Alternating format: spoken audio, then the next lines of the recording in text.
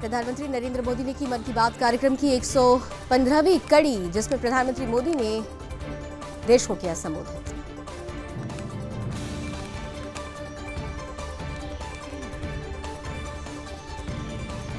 मन की बात में बोले पीएम मोदी, मुझे बिरसा मुंडा की जन्मस्थली जाने का मौका मिला। दो महापुरुषों की 150वीं जयंती आ रही है। बिरसा मुंडा और सरदार पटेल का विजन एक ही था। एनिमेशन पर बोले पीएम मोदी, एनिमेशन की दुनिया में भारत क्रांति कर रहा है। गेमिंग स्पेस में भारत तेजी से बढ़ रहा है। देश में क्रिएटिविटी की लहर चल रही है। मन की बात में युवाओं पर भी बोले पीएम, कहा युवा अपने सपनों को विस्तार दें और अपनी क्रिएटिविटी को आगे बढ़ाएं। आत्मनिर्भर भारत के विजन पर पीएम ने कहा, आत्मनिर्भर भारत हर सेक्टर में कमाल कर रहा है। भारत पहले दूसरे देशों से हथियार खरीदता था, आज हम हथियार निर्यात करते हैं।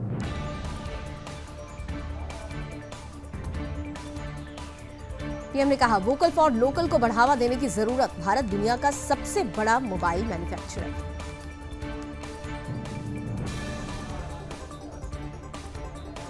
कार्यक्रम में पीएम ने डिजिटल अरेस्ट का भी किया जिक्र। कहा, अपनी निजी जानकारी किसी से साझा न करें। केवाईसी के लिए फोन आए तो सावधान हो जाएं।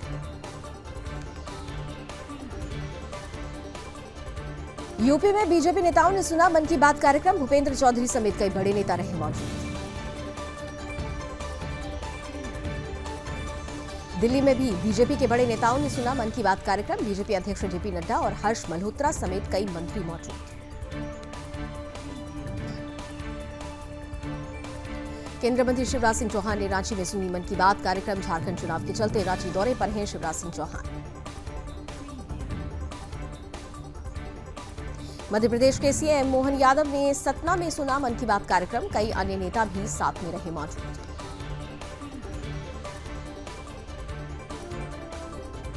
बंगाल दौरे पर गृहमंत्री अमित शाह। भारत बांग्लादेश सीमा पर नवनिर्मित मैत्री द्वार का किया उद्घाटन। 24 परगना जिले का भी करेंगे दौरा। सीजेआई ने आलोचकों पर साधा निशाना। कहा, नेताओं से मिलने का मतलब डील होना नहीं, सीएम से मुलाकात करनी होती है। वो बजट देते हैं, इसका काम पर असर नहीं पड़ता।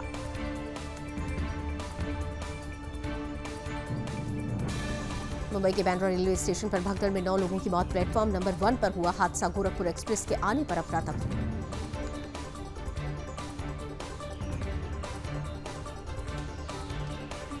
जयशंकर बोले, भारत चीन सीमा पर 2 वजहों से समझौता। पहला, हम अड़े रहे, सेना डटी रही, कूटनीति काम आई। दूसरा, इंफ्रास्ट्रक्चर बेहतर किया।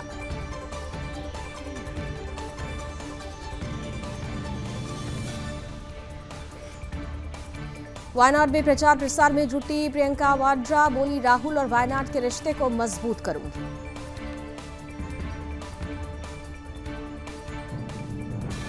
प्रियंका वाड्रा ने कहा कि वायनाड के लोगों के लिए मैसेज है। फाइटर के रूप में ये मेरी पहली यात्रा नहीं है।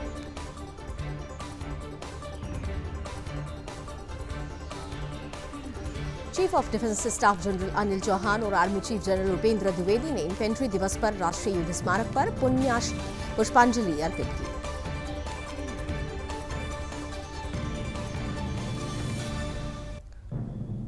पानीपत मैराथन में पहुंचने के बाद बोले सीएम नायब सैनी। कहा, हर रोज आयोजित होनी चाहिए मैराथन। स्वस्थ रहने के लिए ये बेहद जरूरी है।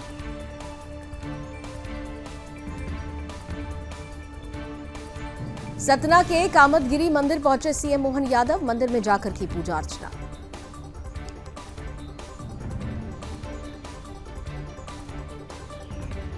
दर्शन के बाद मोहन यादव बोले, भगवान राम ने अपना काफी समय इस चित्रकूट धाम में बिताया। हमारी सरकार यहां तीर्थयात्रियों के लिए बेहतर व्यवस्था करने का प्रयास करेगी। बीजेपी नेता अग्निमित्रा पॉल ने ममता बनर्जी पर कसा तंज। बोली, ममता ने बंगाल को लंदन बनाने का वादा किया था, लेकिन यहां पानी को देखकर लगता है कि वेनिस बना दिया है। सीएम योगी ने किया जनता दर्शन कार्यक्रम। लोगों की सुनी समस्याएं।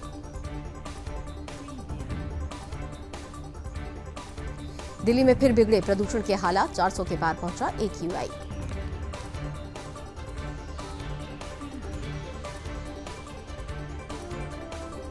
$361 के पार पहुंचा अक्षरधाम के आसपास का AQI। CPCB ने बहुत ही खराब श्रेणी में रखा है इसे। आनंद विहार पर लगातार 400 के पार पहुंच रहा AQI आज 405 मापा गया। इसे गंभीर श्रेणी में रखा गया है। दिल्ली में IT और उसके आसपास के इलाके में भी प्रदूषण से बिगड़ रहे हालात। 361 के पार पहुंच चुका है इलाके का AQI।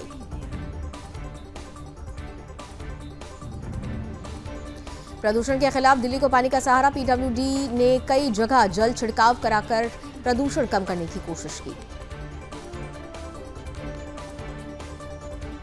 दिल्ली में यमुना नदी के नहीं सुधरे हालात। यमुना की सतह पर लगातार दिख रहे जहरीले झाग। अखिलेश यादव ने बीजेपी पर साधा निशाना। कहा, ये कार्यकर्ताओं के नहीं बल्कि अधिकारियों के माध्यम से चुनाव लड़ रहे हैं। अखिलेश यादव ने सपा की जीत का दावा करते हुए कहा कि जो पार्टी अधिकारियों के साथ चुनाव लड़ने लगे, समझ लो उसकी हार निश्चित है। हरिद्वार पहुंचे हरियाणा के सीएम नायब सिंह सैनी। पतंजलि योग संस्थान का किया दौरा। महाराष्ट्र कांग्रेस प्रभारी रमेश चेन्नीथला बोले, राजनीतिक हालात हमारे पक्ष में, महाविकास आघाड़ी की होगी जीत। भुवनेश्वर पहुंचे लोकसभा अध्यक्ष ओम बिरला। राज्यपाल रघुवर दास और मुख्यमंत्री मोहन चरण मांझी ने किया स्वागत। शिवराज सिंह चौहान ने हेमंत सोरेन पर साधा निशाना। बोले, अगर उनमें जरा भी स्वाभिमान है तो इरफान अंसारी के बयान के बाद इस्तीफा दे देना चाहिए। मध्य प्रदेश बीजेपी अध्यक्ष BD शर्मा बोले, मुझे उम्मीद है लोग त्योहार पर देश में बनी चीजें ही खरीदेंगे। इससे लोकल फॉर वोकल को बढ़ावा मिलेगा। कांग्रेस नेता राशिद अल्वी का आरोप। कहा, महाराष्ट्र में जंगल राज है, नेताओं की सरेआम गोली मारकर हत्या हो रही है। राशिद अल्वी ने बीजेपी पर साधा निशाना। कहा, ये कहते हैं कि डबल इंजन सरकार सब ठीक करेगी, लेकिन सभी व्यवस्थाएं खराब हैं। ऐसे में जनता कैसे भरोसा करेगी। संजय राउत ने बीजेपी पर फोड़ा महाराष्ट्र भगदड़ का ठीकरा। बोले, जब ये मोदी तीसरी बार पीएम बने तब से लगातार बढ़ी है रेल दुर्घटनाएं।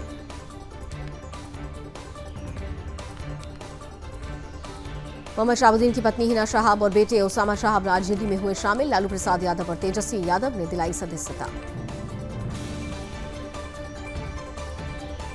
शहाबुद्दीन की पत्नी और बेटे के आरजेडी में शामिल होने पर बोले लालू यादव, उनका स्वागत है।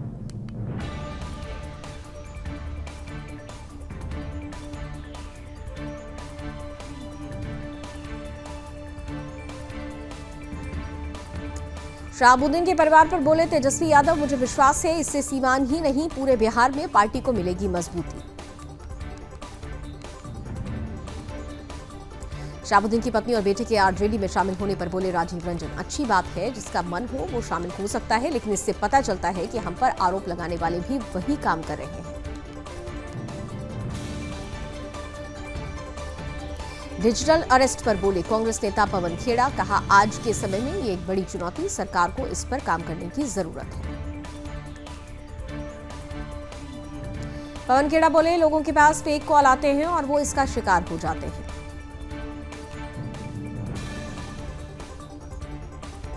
उत्तराखंड के सीएम पुष्कर सिंह धामी बोले, समाज के अंतिम व्यक्ति तक सुविधाएं पहुंचाना हमारा लक्ष्य है, इसलिए 130 बसों का किया शुभारंभ। गोवा के सीएम प्रमोद सावंत बोले, पीएम हमेशा फिट इंडिया की बात करते हैं, इसी संकल्प के साथ हम आगे बढ़ रहे हैं।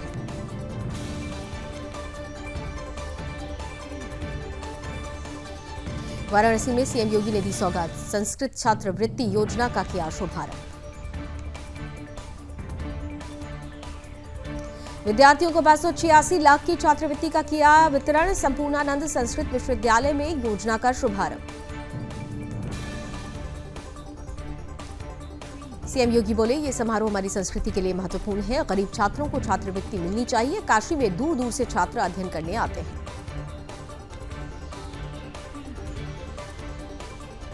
देश में बढ़ते प्रदूषण पर केंद्र सरकार सतर्क। केंद्रीय मंत्री शिवराज सिंह चौहान ने पराली जलाने के मुद्दे पर की उच्च स्तरीय बैठक। शिवराज सिंह चौहान ने कहा, हम प्रदूषण के मुद्दे पर गंभीर हैं, इसी के चलते एक अहम बैठक हुई थी जिसमें प्रदूषण रोकने के लिए चर्चा की गई है।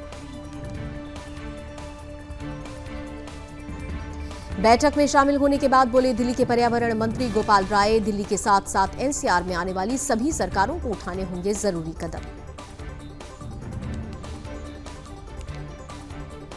यमुना स्नान के बाद दिल्ली बीजेपी अध्यक्ष वीरेंद्र सचदेव की तबीयत बिगड़ी, सांस लेने में दिक्कत और तेज खुजली की हो रही समस्या। बीजेपी बोली उनका ऐसी बीमारी का कोई स्वास्थ्य इतिहास नहीं रहा है।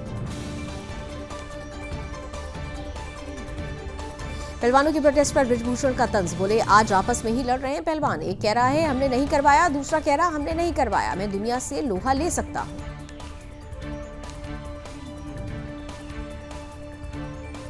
जालौन में दबंगों ने पिता और नाबालिग बेटे के साथ की मारपीट, बच्चों के बीच झगड़े को लेकर पिता पुत्र को पीटा।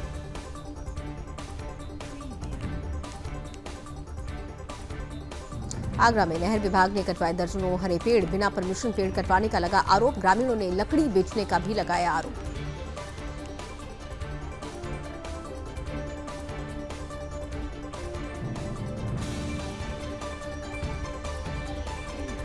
और है कि राजकीय विद्यालय में डांस का वीडियो वायरल, पढ़ाई की जगह महिला प्रिंसिपल ने लगाए ठुमके, वीडियो सोशल मीडिया पर वायरल।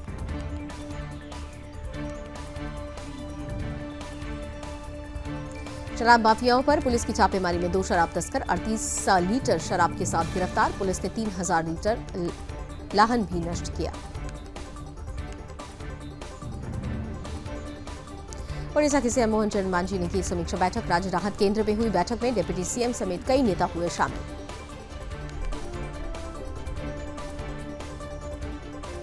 झारखंड चुनाव पर बोले बाबूलाल मरांडी, किसी तरह की कोई नाराजगी नहीं है, हम 51 से ज्यादा सीटें जीतने जा रहे हैं।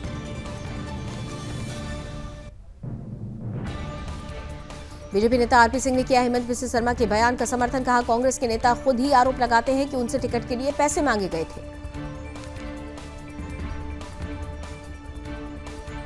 कांग्रेस नेता राजेश ठाकुर का हेमंत बिस्वा शर्मा के बयान पर पलटवार, कहा बिकाऊ आदमी ऐसी बात करे तो ये ठीक नहीं लगता।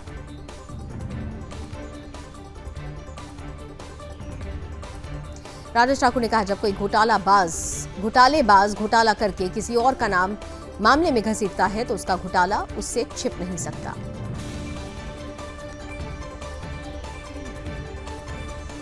झारखंड कांग्रेस की सूची पर बोले राजेश ठाकुर, कहा हर चीज पर चर्चा होती है, जब बहुत मजबूत उम्मीदवार उतारे जाते हैं तो समय लगता है। पेड़ों की कटाई पर बोले सीएम सुक्खू, अगर पेड़ काटने की अनुमति मिले तो 2 साल में ही कमा लेंगे 1 लाख करोड़।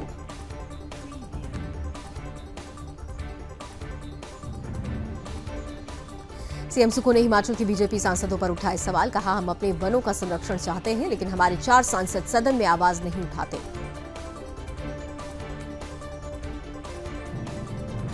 मध्य प्रदेश बीजेपी प्रदेश कार्यालय में स्तरीय कार्यशाला का हुआ आयोजन, सीएम मोहन यादव और प्रदेश अध्यक्ष विष्णुदत्त शर्मा समेत सभी बड़े नेता शामिल।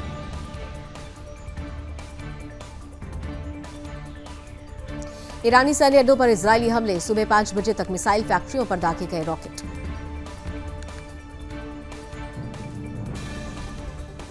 इजरायल ने ईरान के 20 ठिकाने किए तबाह, 25 दिन बाद लिया 200 मिसाइलों का बदला।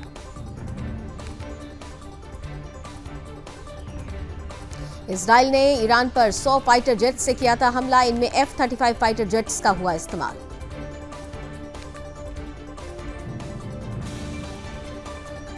ईरान पर हमले के बाद सतर्कता बरत रहा इजरायल, प्रधानमंत्री नेतन्याहू और दूसरे शीर्ष अधिकारियों ने सुरक्षा स्थिति का आकलन किया।